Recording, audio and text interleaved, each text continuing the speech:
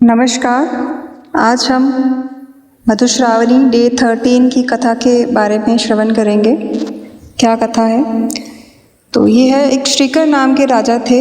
उनकी एक बहुत सुंदर बेटी थी। जब वो विवाह योग्य हुई तो उनकी कुंडली जब देखी गई तो वो उन्हें कहा गया उनकी किस्मत अच्छी नहीं है, बहुत ख़राब है, और कहा गया कि ये बहुत ही इनको मुश्किलों का सामना करना पड़ेगा। उनको सौतन की मार भी झेलनी पड़ेगी और मिट्टी ढोना भी पड़ेगा। तो इस तरह से राजा और उनका परिवार बहुत ही दुखी था। तो कुछ समय बाद राजा की मृत्यु हो जाती है और फिर उनकी जो पत्नी है रानी, वो अपने बेटे से कहती है बहन विवाह योग्य हो गई है। पर भाई कहता है जब पता है कि उसके साथ क्या होगा, उसकी किस्मत इतनी ख़राब है, तो विवाह क्यों करवानी है। उसे छुपा कर रखूँगा, यहाँ भी नहीं रखूँगा ताकि लोग कुछ ना कह सकें। वह एक वन में जाकर मिट्टी के नीचे एक घर बनाकर बहुत सुंदर उसको दे देता है एक नौकरानी के साथ, और उसको खर्च भेजता रहता है कि वो वहीं रहे। इतना रास्ता छोड़ा जाता है कि केवल एक आदमी आ जा सकता है। एक दिन एक राजा शिकार करने उसी वन में गए तो उन्हें प्यास लगी।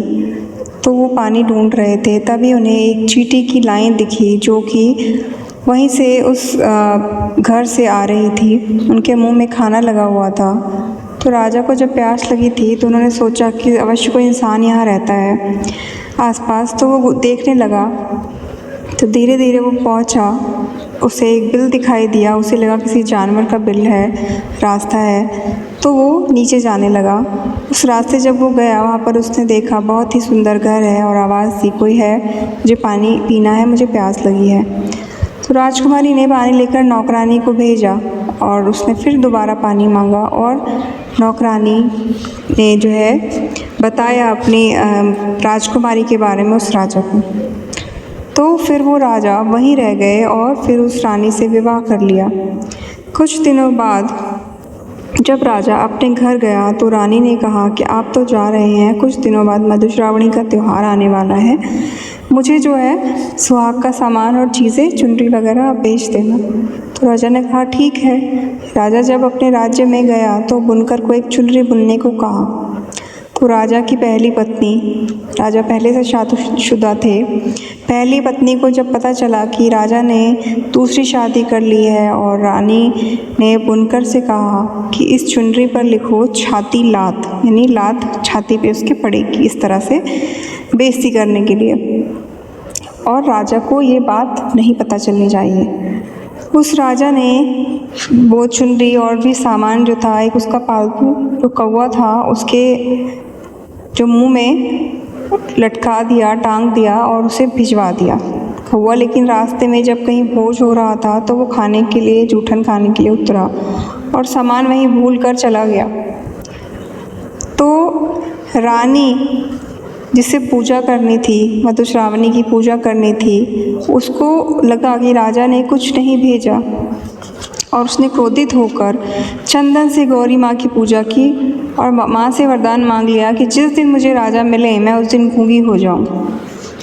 और इस तरह दूसरी तरफ उनके भाई, उस रानी के भाई, जिनको पता चला कि उसने शादी कर ली है, तो भाई ने उसे खर्चा भेजना भी बंद कर दिया और उनके भूखे रहने की नौबत आ गई। तो उसकी नौकरानी जो थी, पास में एक पोखर को खोदा जा रहा था, मिट्टी ढोने का काम था वहाँ पे, वो वहाँ जाके करने लगी, जिससे वो दोनों खाना अपना गुजारा करते थे, खाना खाते थे। अब उससे गुजारा नहीं हो रहा था, तो एक दिन राजकुमारी भी उसके साथ मिट्टी ढोने लगी। ये पता लगा कि पोखर उसी सौतन की है, उस राजा की पत्नी की। तो उसे अपने कुंडली की बात याद आ गई, जो लिखा है कि कोई मिटा नहीं सकता। उनके मुंह से निकला, श्रीकर सिर ही चढ़ाऊ, चंद्र देल बनवास, राजा सुवर्ण बनहि ब्याहर, लिखलक नहीं प्रकार। इसका मतलब उसकी किस्मत में यही लिखा था कि जिसे जो है उसे बदला नहीं जा सकता। मज़दूरों ने जब ये बात सुनी तो सभी को आश्चर्य हुआ और राजा भी वहाँ पहुँचे और उन्हें सब याद आ गया। तो उन्हें बहुत शर्म आई खुद पर, और जैसे राजा ने उन्हें देखा, उन्हें पकड़ा, तो राजकुमारी गूंगी हो गई। जो वर मांगा था उन्होंने उसके हिसाब से। फिर राजा उसे अपने महल ले गए, रानी का सामान दिया, पर यह वरदान के कारण गूंगी हो गई थी। राजा बहुत दुखी हुए कि मुझे ये क्यों नहीं मुझसे बात कर रही है। तो उसने फिर कौवे को बुलाया, अपने पालतू कौवे को। तो उस पालतू कौवे ने पूरी बात बताई कि फिर कहा कि अच्छा, रानी को लगा कि कौवे की गलती है, राजा ने तो भेजा था।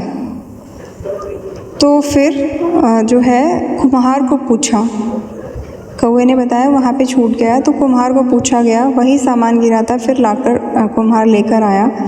तो रानी को पता चला कौवे की गलती है। फिर वह चुनरी देखी जिस पर लिखा था छाती लात। फिर पता चला कि बड़ी रानी ने ही किया है। तो राजा ने गुस्से में उसके जो रानी थी, पहली रानी, उनके 2 टुकड़े करवा दिए, उनको मार दिया।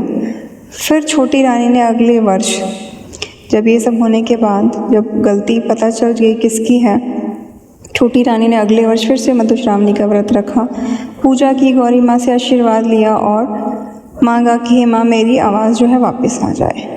इस तरह से कहानी संपन्न हुई और ये फिर जो है वो राजा के साथ खुशी खुशी रहने लगी। मिलते हैं नेक्स्ट स्टोरी में। Thank you.